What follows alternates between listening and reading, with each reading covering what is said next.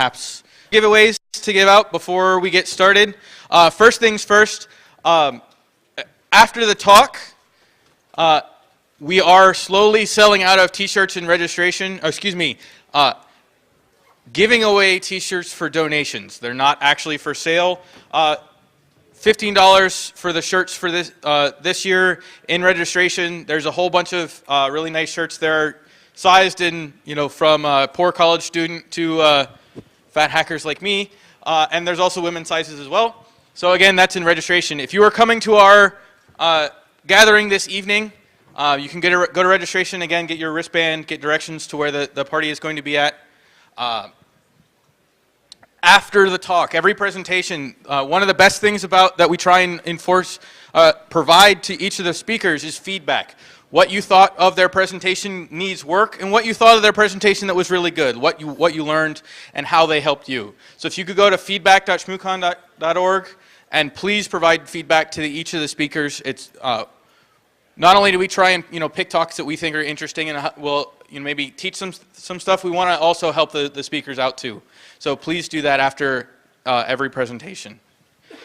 So I've been doing this every day. I'm going to continue doing this for every talk. Valentine's Day was 2 days ago. How many of you booked your travel for ShmooCon and forgot that it was Valentine's Day?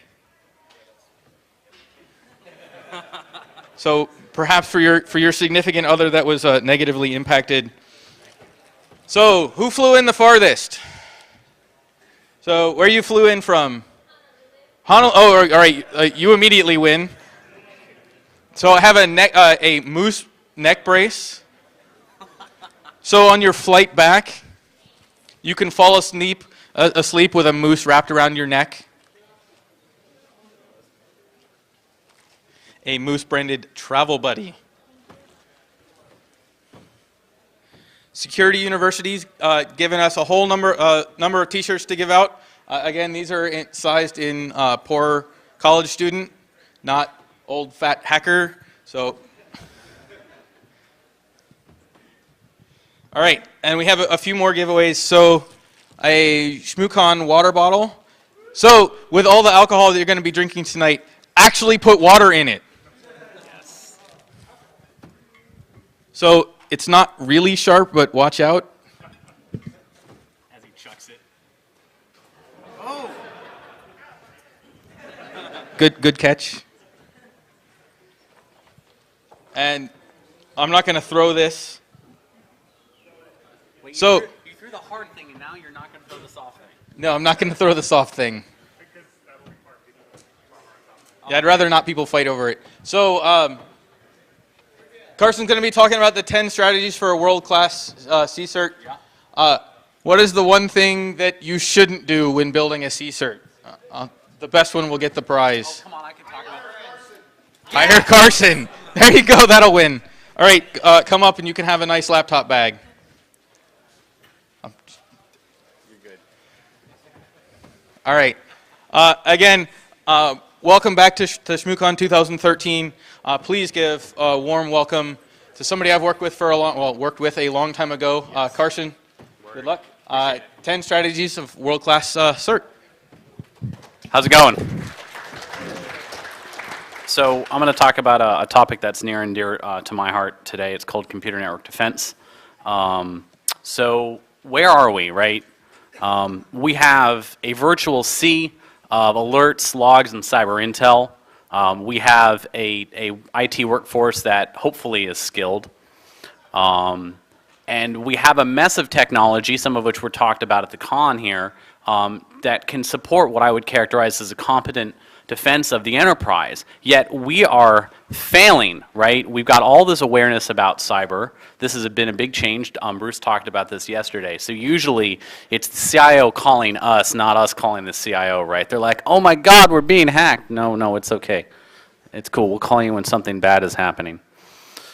So why are we struggling? Well, there's a lot of reasons why, and so many talks here talk about that, but I would argue that in some regards we're our own worst enemy. We are not doing defense right, and it's not for technological reasons. So today I wanted to talk about as I see it, what are some strategies of a world-class computer security incident response team? And I'm going to talk about issues that cross-cut people, process, and technology. So the scope here, specifically, we're talking about computer network defense. Some people call it defensive cyber operations, whatever. There are organizations usually known as a CSIRT or a SOC or all these other terms I have up on this slide. So let's get right to it. The first strategy, put C&D in one shop. Don't fragment. Now, what am I talking about here? There's 5 pieces to it. The first, real-time monitoring and triage. So those are usually your tier 1 people, usually the people, if you have 24/7 ops, they are usually there, 24 hours a day. The second piece, the folks who are doing your in-depth analysis and response. So that's tier 2 and above, your malware analysis, so on and so forth. Your third area, people who are doing cyber intel collection and analysis, possibly some training to go along with that. Your fourth, the people who maintain your CSIRT tools. Now I'm not talking about all IT here. I'm just talking about sensors, the stuff that supports directly what this shop is doing. And the fifth are the people who engineer those capabilities. Time and again, we've proven that in order to actually have all these parts function in a manner that keeps pace with the adversary, you gotta close that decision cycle, right? We're not talking about months or years. We're talking about minutes and hours, right? I need to be able to turn my signatures around quickly. You can't do that if you fragment. There's all kinds of bad things that happen if you don't do this. So I'll simply say that if you bring all this stuff together, you're going to synchronize your ops tempo pretty well, hopefully. Second strategy, you need some authority. You find bad stuff. Hey guys, something bad happened. Maybe we need to go do something about that. Hopefully you have some teeth, right? So let's talk about some of the authorities. Now some of these could be inherited or they can be actually written down on paper. The first one, be the one, and usually, not always, but usually the only organization for your given constituency that has the job of doing C&D. The second, you want to be the decision authority, at least in part, for response. Okay, so being able to go block that stuff, go redirect things, etc. When it's appropriate. Now, blocking, I'm going to talk about this later, but just, knee-jerk reaction, block something, not always the best approach. The third, you need to at least be a participant in actions that can potentially prevent incidents. All right, so hey, that patch came out, go deploy the patch, go, put up a firewall block before you get totally pwnzored. Well, you probably are, but that's another story. Fourth, you should be able to communicate directly with the people who are stakeholders in this. So we're talking about everybody from the head of your company, your agency, your whatever you work for, right? You need to be able to talk to them all the way down. Law enforcement, sometimes if you may have a role talking to, industry or the press, right? Having to ask permission to go talk to a CISO, not a good scene. Fifth item, you should be able to acquire, deploy, and operate your own freaking tools.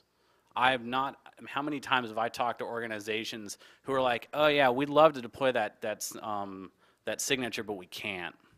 Fail.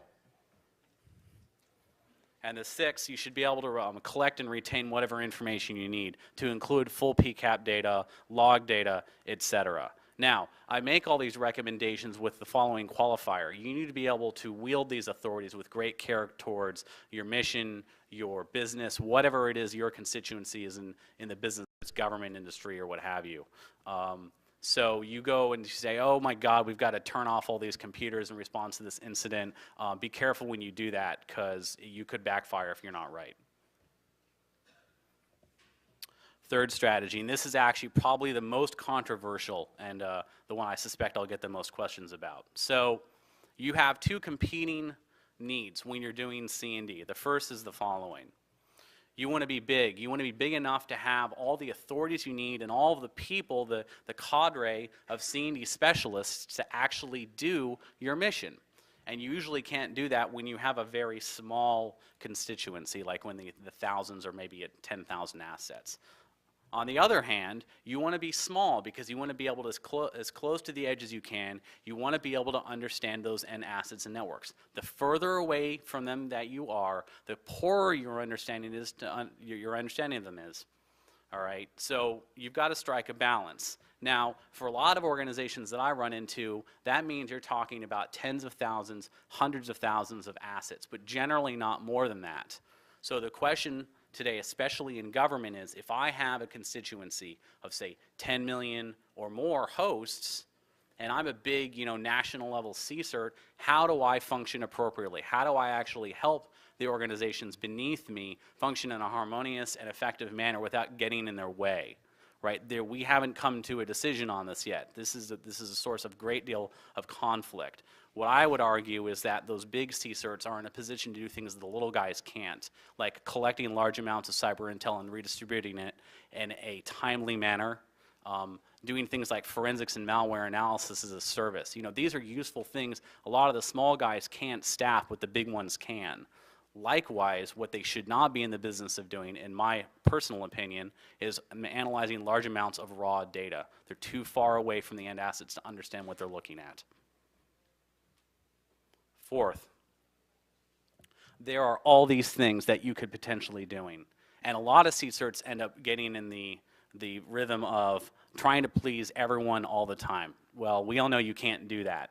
So what I would argue is a more effective strategy, if you can, is try to exercise some kind of control over what you choose to offer your constituents. Choose amongst all the potential services that you have to offer. What are the things you can afford to do and do well? Fifth, this is a big one.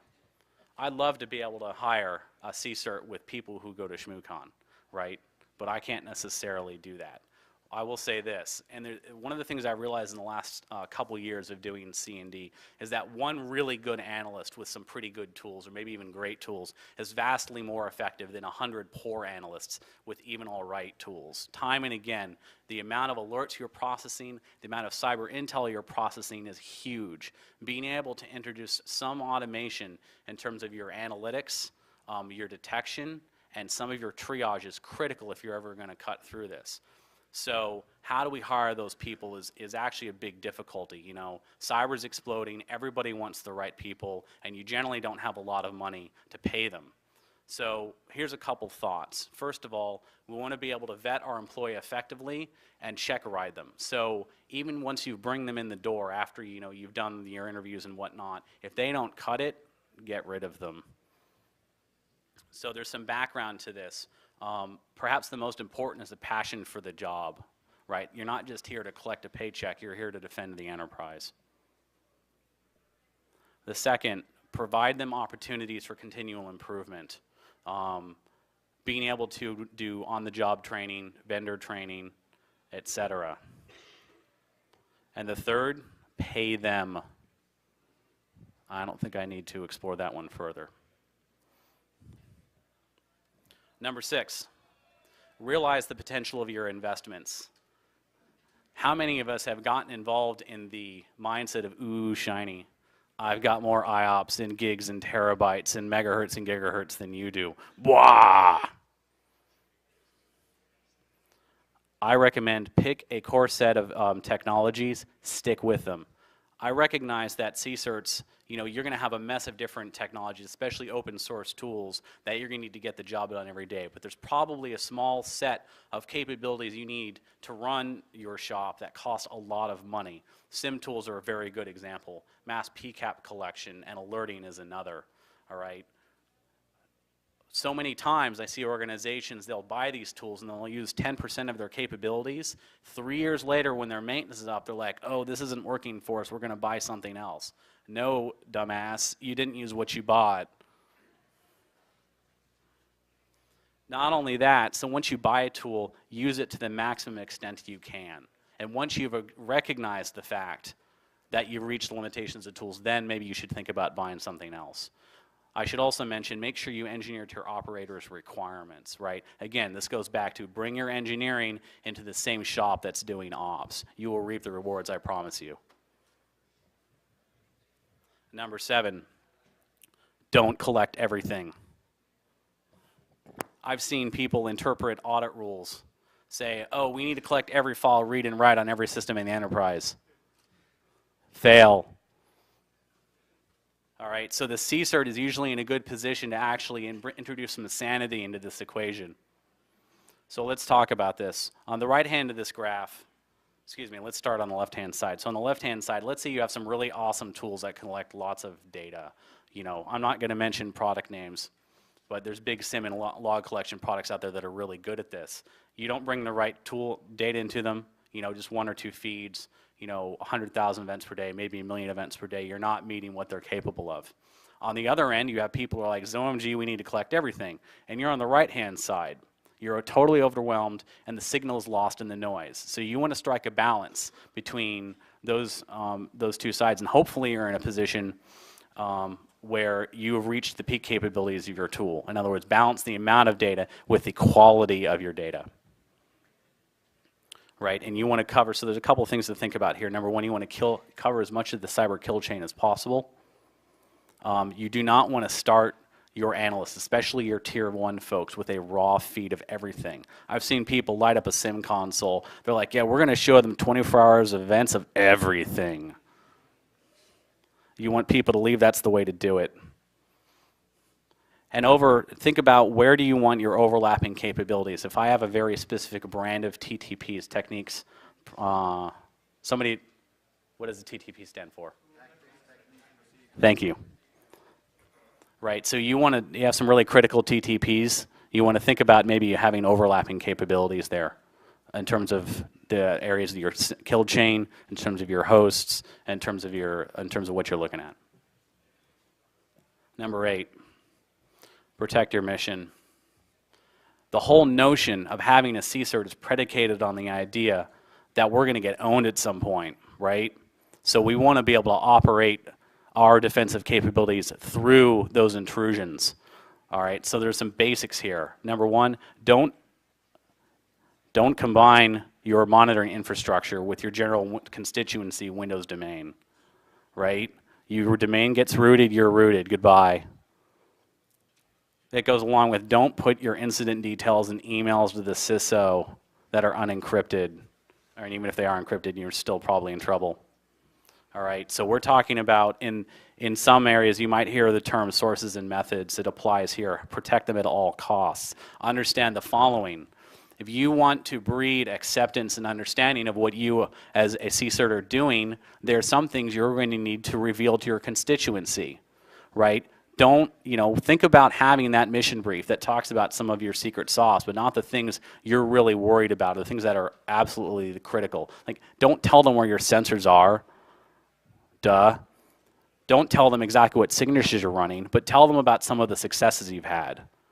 These kinds of things breed trust, and you need it if you're going to have them do what you want when you call them.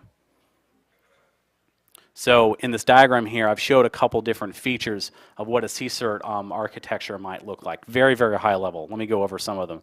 Number 1, hopefully your analysts and your aggregation systems are sitting in an enclave that you manage and that no one else has access to in the constituency. I don't mean general IT. I mean just the CSIRT and no one else.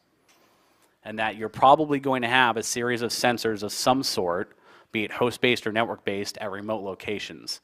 Sometimes you're going to have to work within the native capabilities of, say, your commercial applications that do that. Sometimes if you're using open source tools, because we're all a fan of those, right? You have other options for encrypting both your alerts and your command and control of your assets. Not only that, you want to make sure that where you're monitoring is completely invisible to the adversary. No IP, no MAC address, no nothing. Think about receive-only cables, those kinds of things. Number 9, I'm not going to steal too much of the thunder of the folks tomorrow on the panel, but let me go over a few basics here. the adversary has so many advantages at their disposal. One of the things that we can do here is unite the capabilities of the defenders. And I don't just mean in your constituency, I mean of people who do what you do. All right, so if you're in a particular area of industry, consider reaching out to other CSERTs that are in your same general line of business. Government, education, et cetera. You get the idea. Right, Cyber SA is as much about looking out as it is looking in. I've seen a lot of shops actually put a pretty good Cyber SA capability with almost no understanding of their own network. Their mere ability to understand what the adversary is doing in great detail immediately made them experts on what was going on. So when we talk about collaborating with other CSERTs, it's very important to make sure that you don't have the adversary in your collaboration forums, right? So establishing those relationships face to face and making sure you know who are part of the forums and that it's analyst to analyst, right? So what we don't want is the following. Some CISO or CIO, God love them, they pay the bills, but they don't necessarily need to see the chatter between analysts talking about, hey, I think I saw this, that, or the other thing. Because what are they going to do? They're going to be like, OMG, we got owned. Not necessarily follow the escalation paths, right? You've got to foster that direct analyst-to-analyst communication with those raw bona fides, right? PCAP, images, etc. But it doesn't necessarily need to be incident-focused, and this is where a lot of people run into trouble right now. A lot of work is being done right now on how do we support this kind of collaboration without revealing that you actually got hacked, right? So how do you share those indicators effectively? So you want to share all this stuff as much as possible. It can save you years and years worth of work. I've seen organizations blow through piles and piles of cyber intel reporting, right, from the internet, build these huge indicators list, and then share them with their partner CSERTs. It saved them years of effort. This is a huge win if you can do it. So chances are, as a CSERT, you feel like the ugly duckling compared to almost anyone else in your constituency. You're probably one of the few organizations that do something related to computer network defense, and you're like, oh, nobody loves us, right? Because you're always bringing bad news. So when you do these kinds of things, when you reach out to these other organizations, you build a sense of community, which can really help your analysts, I don't know, not quit. The 10th, oh, this is my favorite. Dude, senior visibility, not a challenge. What does an EMT do when they show up to the scene of an accident?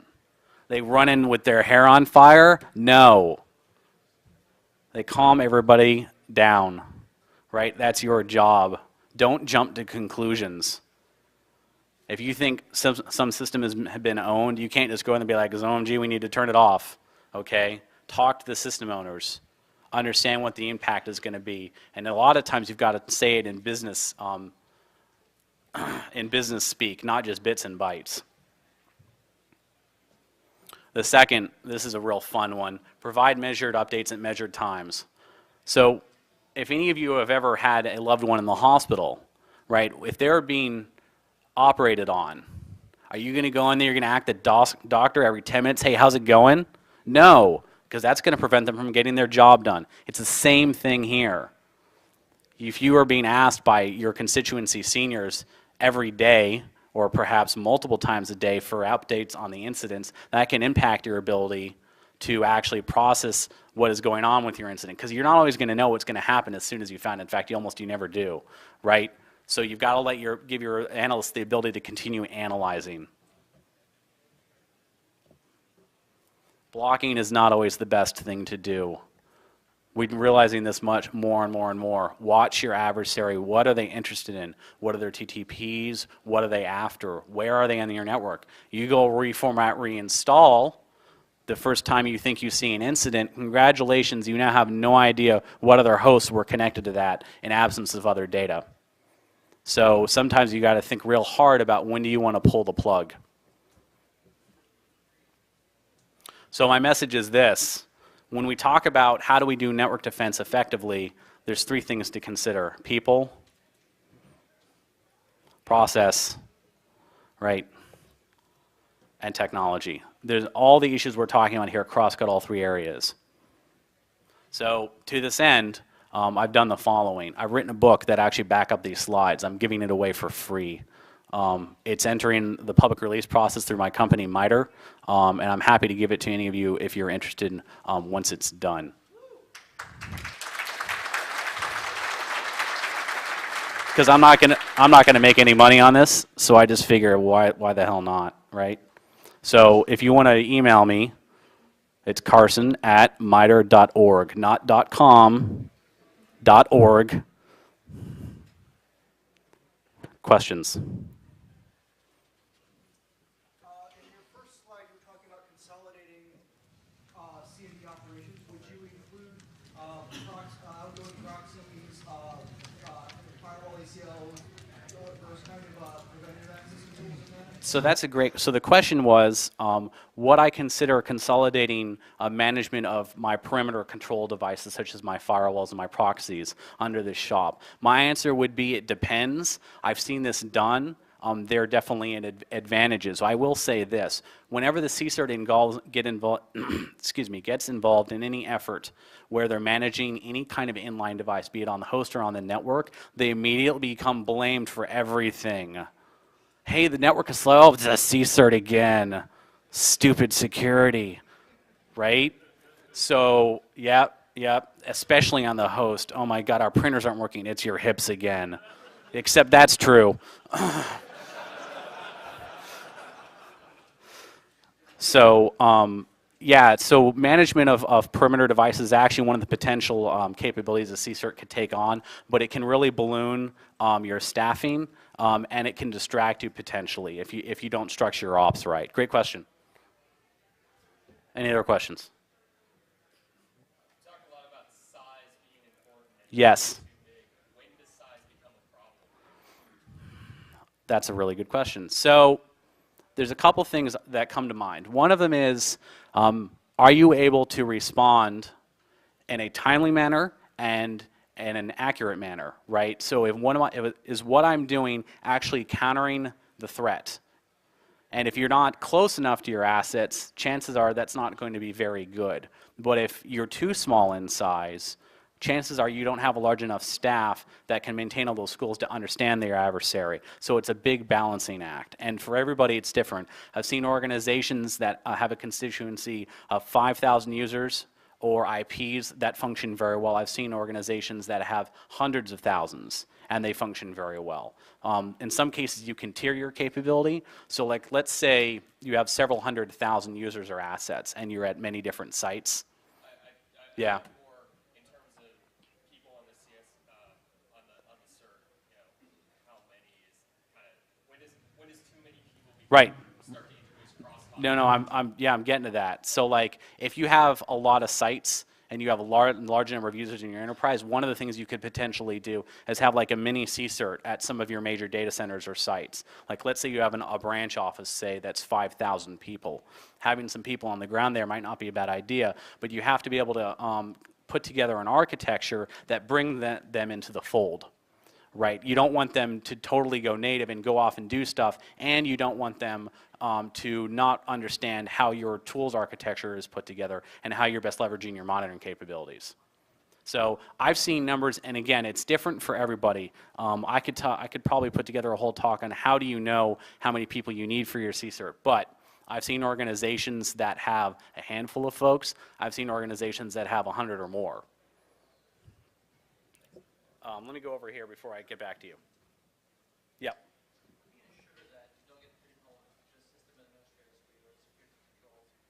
How do you get, I'm sorry, repeat the question?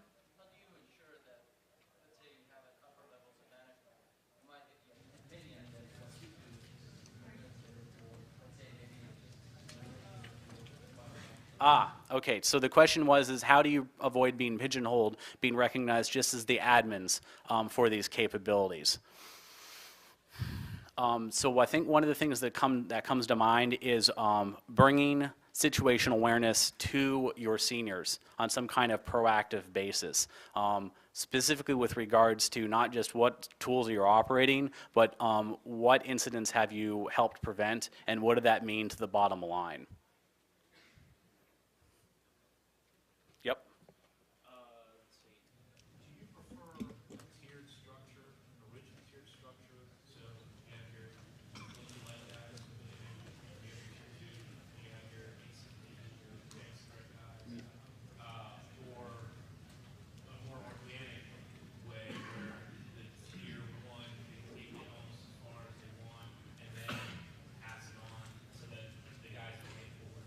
Okay, so that's a really good question. So the question was, do I prefer a regimented tiered structure where, you know, the tier 1 only does blinky lights and the tiers 2 plus have a much longer window, or do I favor a method where I think doing freeform is better?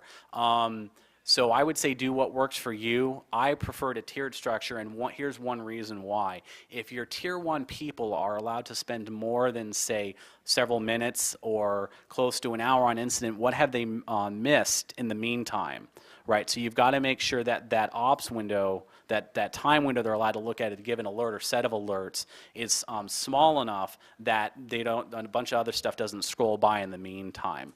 The other thing I would mention is that the ConOps I'm used to is where if you have people in tier 1 who demonstrate a lot of out-of-the-box thinking, generally you're going to promote them, right? And that's all about being able to retain your employees effectively. Other questions? Go ahead.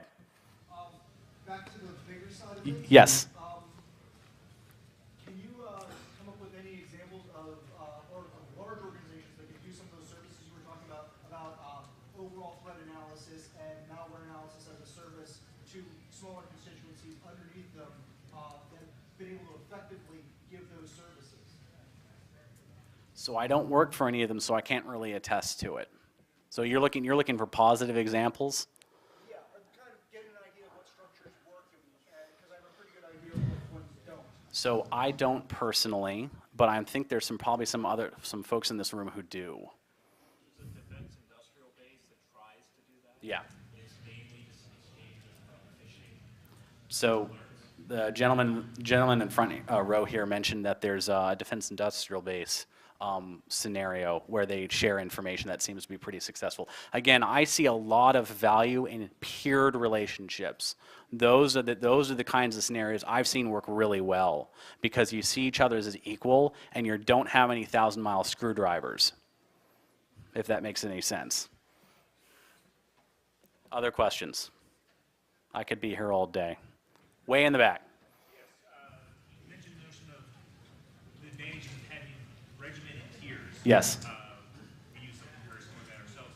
But how do you get that balance in place to, because obviously being that tier 1 person, just starting out, earning their chops, it's a painful process. It can be brutally boring to do that. How do you help keep these people engaged so that the first opportunity they have to do anything else, they're not fleeing for the woods? Okay, so the question is how do I keep tier 1 from fleeing? How do I reduce the monotony? I can think of a couple things. The first is cross-training and rotating through functions. So there isn't necessarily just one tier 1 job. For instance, there are some people who could potentially rotate in and out of routine network scanning. I don't mean pen testing, I don't mean vulnerability assessment, I mean like, hey, I'm going to go run my Nesses on my network every week or something, right? There are other roles that are involved in collection and at least initial analysis of all the cyber news and cyber intel out on the internet, all right? They're also different within your monitoring systems. Chances are, at least hopefully, they're looking at more than just one console, or they're looking at, like within a given SIM system, they're looking at more than just one use case. So rotating them through, say, which data they're supposed to look at every day will help. Does that answer your question? Super. Other questions? Okay, I think we're done. Thank you for your time.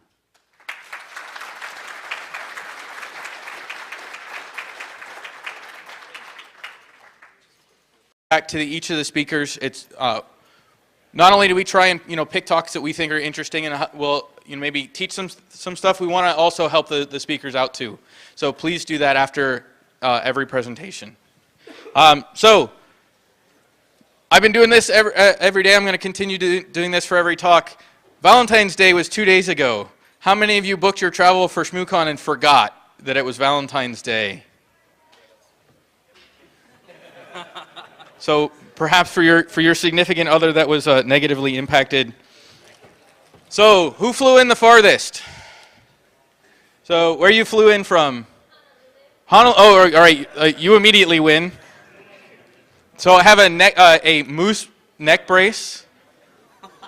So on your flight back, you can fall asleep with a moose wrapped around your neck. a Moose-branded travel buddy. Security University. Right? We've got all this awareness about cyber. This has been a big change. Bruce talked about this yesterday. So usually it's the CIO calling us, not us calling the CIO, right? They're like, oh my God, we're being hacked. No, it's okay. It's cool. We'll call you when something bad is happening. So why are we struggling? Well, there's a lot of reasons why, and so many talks here talk about that, but I would argue that in some regards we're our own worst enemy. We are not doing defense right, and it's not for technological reasons. So today I wanted to talk about as I see it, what are some strategies of a world-class computer security incident response team. And I'm going to talk about issues that cross-cut people, process, and technology. So the scope here, specifically, we're talking about computer network defense. Some people call it defensive cyber operations, whatever. There are organizations usually known as a CSIRT or a SOC or all these other terms I have up on this slide. So let's get right to it. The first Perhaps giveaways to give out before we get started. First things first, after the talk, we are slowly selling out of t-shirts and registration, giving away t-shirts for donations. They're not actually for sale. $15 for the shirts for this year in registration. There's a whole bunch of really nice shirts there, sized in, from a poor college student to fat hackers like me. And there's also women's sizes as well. So again, that's in registration. If you are coming to our gathering this evening, you can go to registration, again, get your wristband, get directions to where the party is going to be at.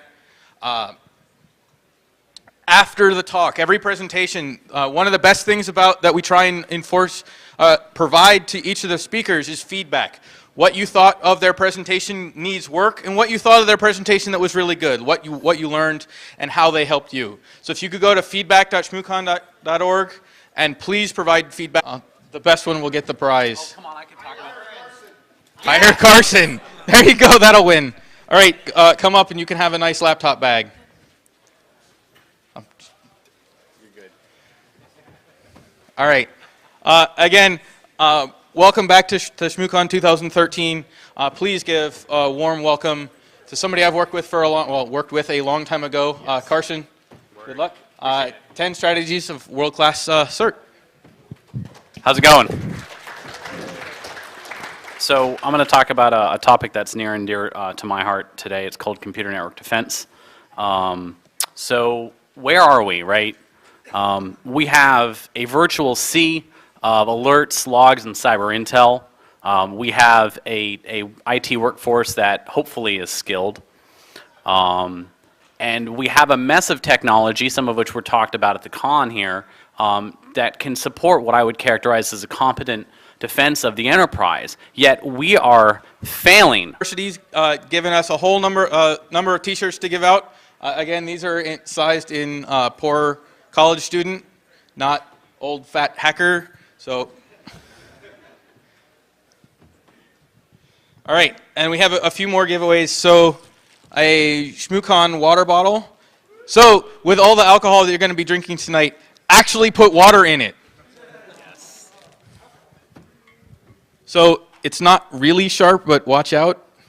As he chucks it. Good catch. And I'm not going to throw this.